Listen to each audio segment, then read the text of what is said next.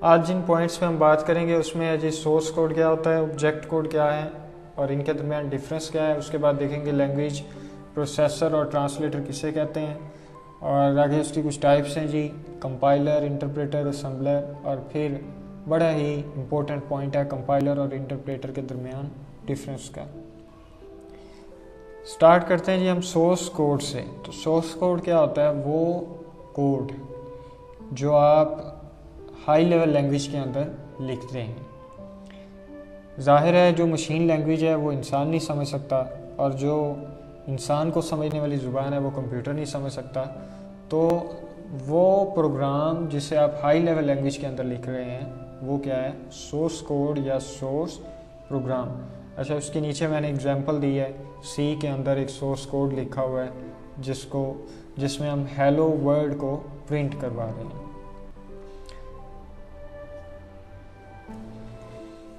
जी उसके बाद देखते हैं object code. A program in machine language is called object code और object program. Computer understands object code directly.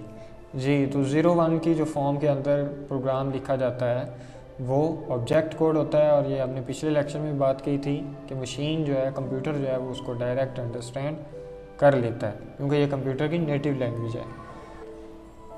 Need of language processor और translator. अब यहाँ पे देखें, अगर आप पिक्चर पे गौर करें तो एक भाई साहब खड़े हुए हैं कंप्यूटर के सामने और उससे कह रहे हैं ए हेलो, तो वो आगे से कहता है भाई कौन, क्या कह रहे हो तुम, मतलब क्वेश्चन मार्क्स लगे हुए हैं।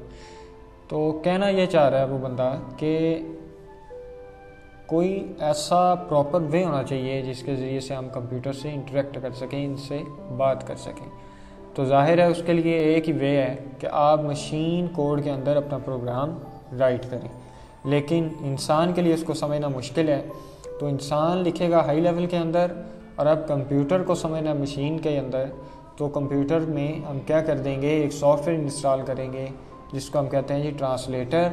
वो क्या करता है कि आपके हाई लेवल के कोड को लो लेवल में कन्वर्ट कर देगा। जी तो अब देखते हैं लैंग्वेज प्रोसेसर की डेफिनेशन। लैंग्वेज प्रोसेसर और translator is a type of system software that converts source program into machine program। जो आपका हाई लेवल लैंग्वेज के अंदर लिखा हुआ प्रोग्राम चेंज कर देता है मशीन कोड में या मशीन प्रोग्राम में या बाइनरी फॉर्म के अंदर, 0-1 की फॉर्म के अंदर। Every computer language has its own translator.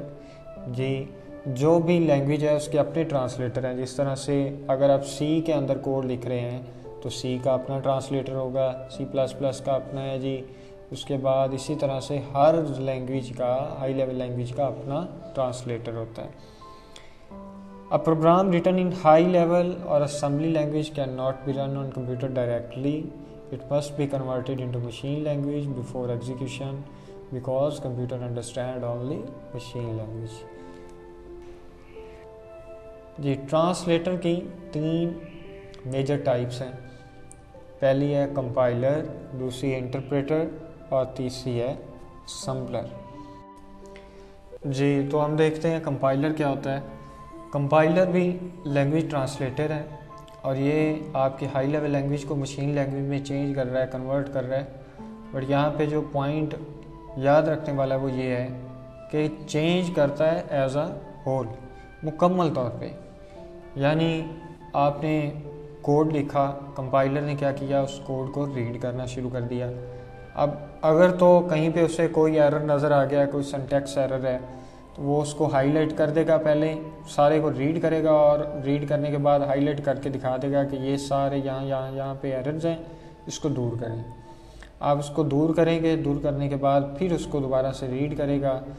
अब वो देखेगा जी कोई एरर नहीं रहा, ठीक है, तो वो रीड करने के बाद आपके सारे हाई लेवल प्रोग्राम की एक अलग से फ़ाइल तैयार करेगा, जो फ़ाइल क्या होगी, ऑब्जेक्ट कोड की फ़ाइल होगी, और इसको हम कहते हैं .obj फाइल।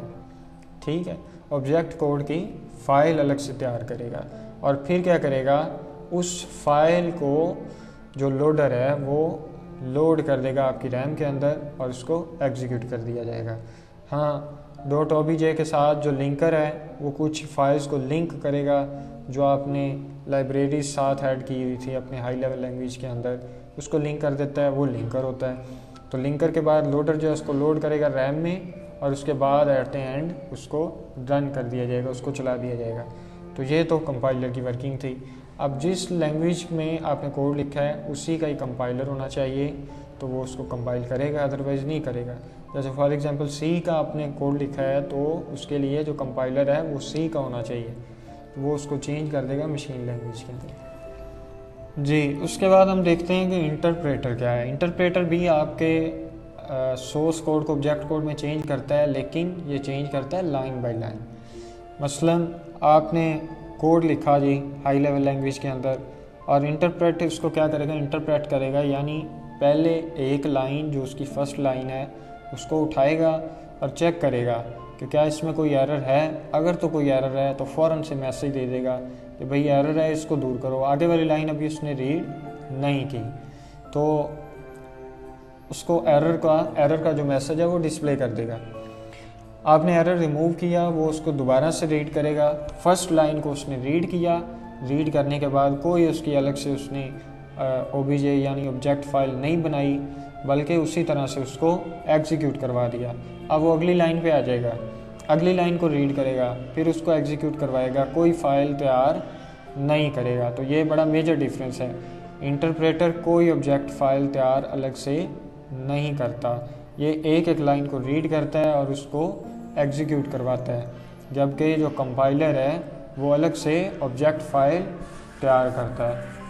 अब इसका एडवांटेज क्या है कि आपको एरर बड़ी जल्दी मिल जाता है। अगर फॉर एग्जांपल जी लाइन नंबर 1 में एरर हो और 1000 लाइंस का आपका कोड है, तो कंपाइलर क्या करेगा कि कंपाइलर 1000 को रीड करेगा, रीड करने के बाद वो बताएगा कि जी लाइन नंबर 1 में आपका एरर है, बाकी सब ठीक है। तो इंटरप्रेटर क्या करेगा, जैसे ही लाइन नंबर 1 को रीड करेगा फ़ौरन से मैसेज दे देगा कि भाई आपका लाइन नंबर 1 में एरर है, बाकी को अभी उसने रीड ही नहीं किया होता। तो इससे एरर जल्दी फाइंड आउट हो जाते हैं, ठीक है। अब इसका डिसएडवांटेज क्या है, डिसएडवांटेज ये है कि ये टाइम लेता है एग्जीक्यूशन में। यानी एक तो इससे हर बार क्या कहते हैं जी प्रोग्राम को ट्रांसलेट करना पड़ा क्योंकि ये फाइल नहीं बना रहा, और दूसरा टाइम ले रहा है क्योंकि एक एक लाइन को ये एग्जीक्यूट करवा रहा है, तो इसलिए ये ज़्यादा टाइम लेता है। कंपाइलर कम टाइम लेता है एग्जीक्यूशन का। नेक्स्ट जी असम्बलर। असम्बलर क्या है, असम्बलर सिर्फ असम्बली लैंग्वेज के अंदर लिखे हुए जो सोर्स कोड है उसको चेंज कर देता है मशीन कोड में या मशीन लैंग्वेज में। जी डिफरेंस आ गया। फर्स्ट पॉइंट है जी compiler, the compiler converts the entire source program into machine code. ये पूरे के पूरे कोड को चेंज करता है मशीन कोड में। और इंटरप्रेटर क्या कर रहा है, the interpreter converts one instruction into machine code at a time. एक वक्त में सिर्फ एक लाइन या एक इंस्ट्रक्शन को कन्वर्ट्स कर रहा है। पॉइंट नंबर 2 है जी generates intermediate object code which further requires linking hence requires more memory. यहाँ पे ये देखें जी ये पॉइंट है कि कंपाइलर जो है ऑब्जेक्ट कोड बना रहा है और फिर उसके साथ कुछ फाइल्स को लिंक्स भी कर रहे हैं ऑब्जेक्ट कोड के साथ, जिसके लिए आपको मेमोरी चाहिए, जबकि इंटरप्रेटर जो है वो किसी किस्म का कोई ऑब्जेक्ट कोड नहीं बना रहा, इसलिए उसे कोई भी मेमोरी मज़ीद दरकार नहीं है। इसलिए हम कहते हैं कि ये मेमोरी एफिशिएंट है। पॉइंट नंबर 3 जी it converts high level language that can be executed many time. ये कन्वर्ट करता है, .obj बनाता है जिसको आप बार बार एग्जीक्यूट कर सकते हैं। It converts high level language each time it is executed. जब आप हाई लेवल लैंग्वेज को कन्वर्ट कर रहे हैं तो ये हर दफ़ा दोबारा से उसका कोड जनरेट करके और दोबारा से उसको एग्जीक्यूट करेगा। द पॉइंट नंबर 4 जी the program execution is fast. मैंने आपको बताया भी क्योंकि वो लाइन बाय लाइन रीड कर रहा है तो उसकी एग्जीक्यूशन स्लो है, ये एज अ होल रीड करता है और उसके बाद एग्जीक्यूट कर देता है मुकम्मल को, तो इसकी एग्जीक्यूशन फास्ट है।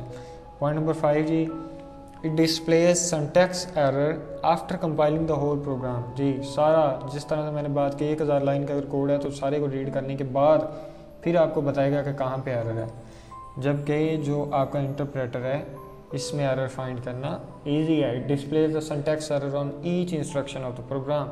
जैसे ही उस इंस्ट्रक्शन को रीड करता है फ़ौरन से आपको उसके बारे में, एरर के बारे में आगाह कर देता है।